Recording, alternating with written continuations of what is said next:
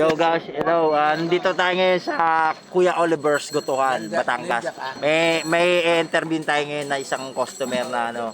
Boss, anong masasabi nyo ngayon boss sa dito sa daming tao eh.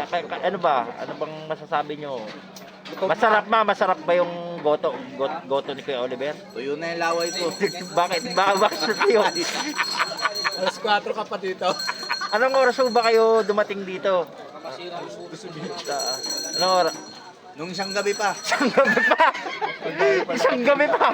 Ilang baka na nakatay na. Wala pa kayo natikman kahit buntot. Ano ba? Ano final sir? Final na masasabi na. Final. Nagtuyo muna ako ng ulam kasi reserve ko yung ano eh. Yung kasi Kailangan po ba masubukan na ng lahat yan? yan. Kailangan ba matikman ng buong Pilipinas to o dapat taga Batangas lang ang tumitikim na itong Malalaman natin yan kung ginagamitan ba ng betchin o hindi. Ayun. Ano yan, taga-Pinggian, tumayo pa dito eh, taga-Pinggian. Ito, boss. Si boss, taga saan po kayo, boss? Sa Pinggian. Pinggian Garanti Sabog. Oh, lako-lako ng mga drobo. Drobo. Kayo, boss, magkakasama ba kayo? Opo. Ito. Dito, walang kalasa-lasa, maalat. Maalat, walang lasa. Maalat, hindi ako nakatik.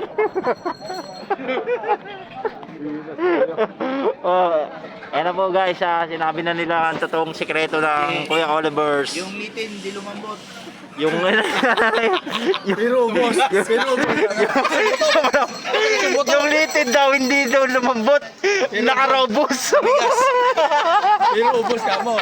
Nakarobos pala kaya hindi. Yung litid hindi lumambot, nakarobos. Kaya pala ayaw lumambot.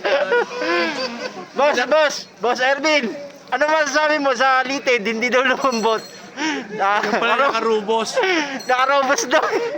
3 tableta.